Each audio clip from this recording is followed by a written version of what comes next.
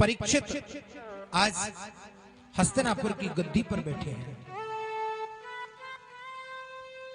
और बड़े धर्मात्मा राजा हैं परीक्षित। अपनी प्रजा का बड़ा ध्यान रखते हैं। लेकिन जिस समय परीक्षित का जन्म हुआ उस समय कलयुग का आरंभ हो चुका था।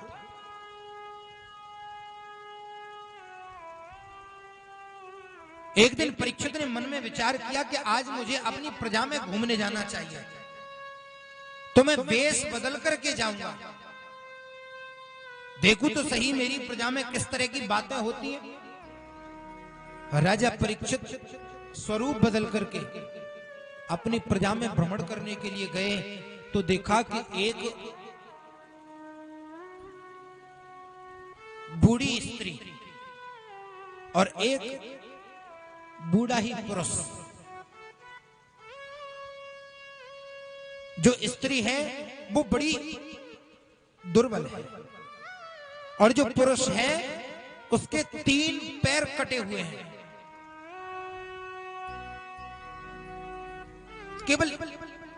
केवल एक ही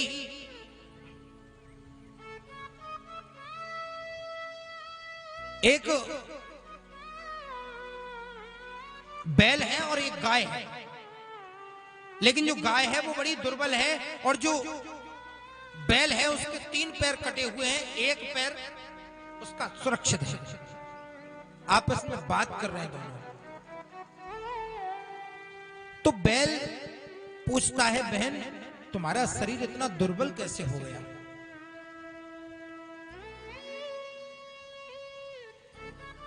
तो वो गाय कहती है कि मेरी छोड़ो भैया, आप अपने बारे में बताओ।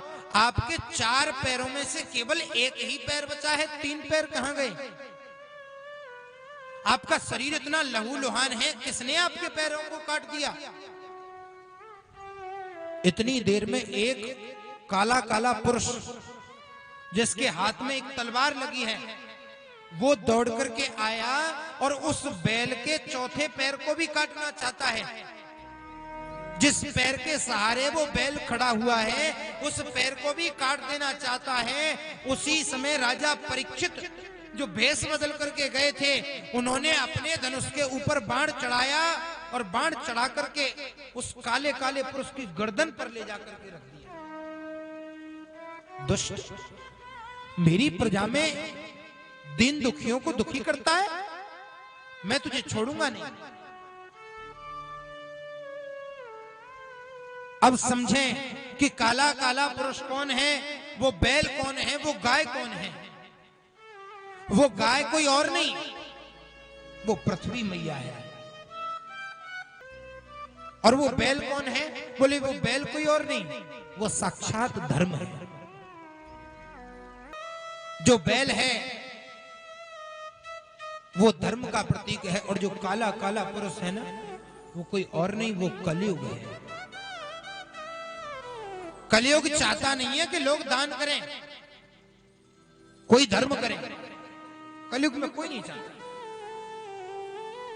लेकिन चाहते कौन? बोले जिनके ऊपर प्रभु की कृपा है,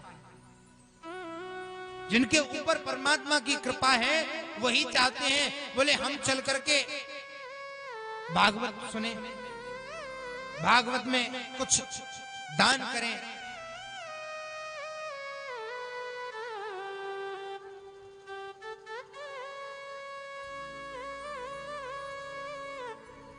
आज जो राजा परीक्षित है ना, उन्होंने कलयुग के गर्दन के ऊपर धनुष बाण रख दिए। कलयुग हाथ जोड़ करके खड़ा हो गया और हारे के ऊपर कभी हथियार नहीं चलाया जाता। जो आपकी शरण में आ गया उसके ऊपर कैसा अत्याचार। राजा परीक्षित ने कहा, जाओ जाओ, मैंने तुम्हें माफ किया, लेकिन आगे से मेरी प्रजा में किसी दीनहीन को परेशान मत करना। अब की बार तो माफ किया, लेकिन आगे से नहीं करूंगा। मेरा राज्य छोड़ करके चले जाओ। कलयुग ने कहा, महाराज मैं आपका राज्य छोड़ करके जाऊं कहां? जहां भी नजर डालता हूं ना आपका ही तो राज्य दिखाई देता है, बताइए कहां जाऊं? एक काम करो, मुझे रहने के लिए कुछ स्थान दे दो। तो राजा परीक्षित ने कलयुग को रहने के लिए 4 जगह दी।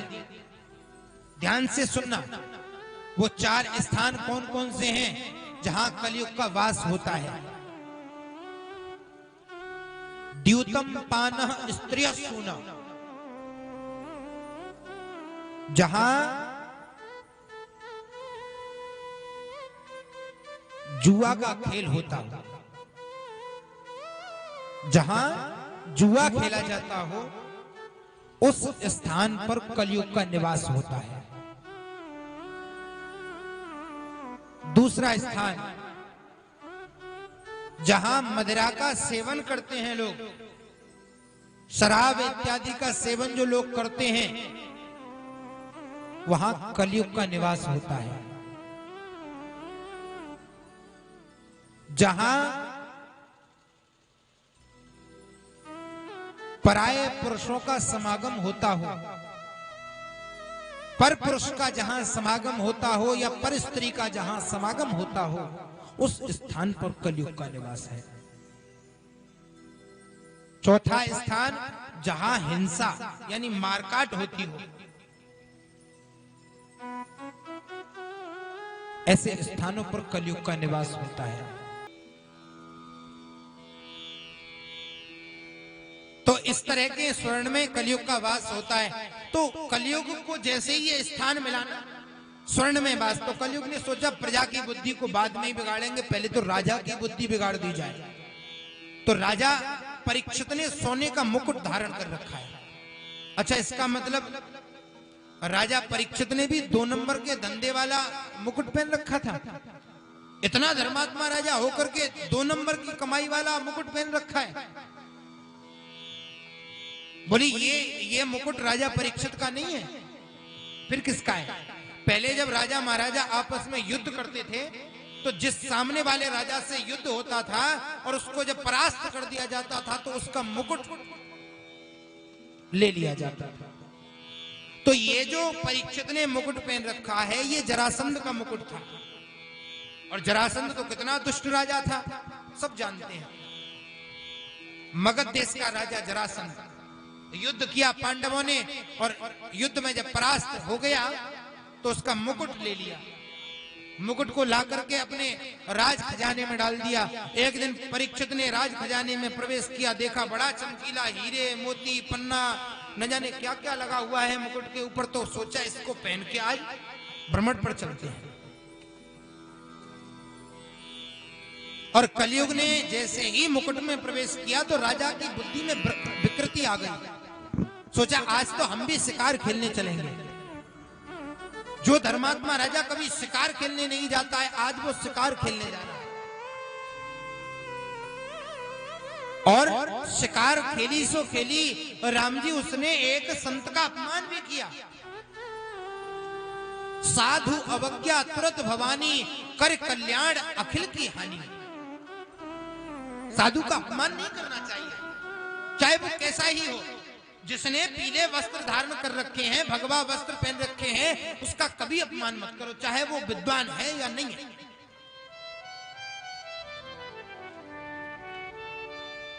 लेकिन राजा परीक्षित ने जाकर के संत से जल की याचना की।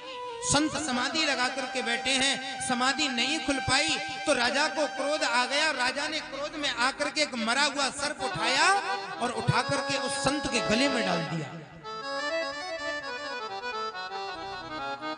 राजा परीक्षित तो चला गया, लेकिन बाद में उस संत के पुत्र श्रृंगी नाम के महात्मा को पता चला कि मेरे पिता समीक मुनि के गले में किसी ने मरा हुआ सर्प डाल दिया है। तो नदी में खड़े होकर के हाथ में जल लिया, अंजलि में जल लिया और संकल्पित करके जल को छोड़ दिया नदी में, और कह दिया जिसने मेरे पिता के गले में मरा हुआ सर्प डाला है, दंडयति स्म कुलांगारा तक्षक सप्तमे हनि। मैं श्राप देता हूं, आज से ठीक 7वें दिन यही सर्प तक्षक बन करके उसको डस लेगा और 7वें दिन उसकी मृत्यु हो जाएगी।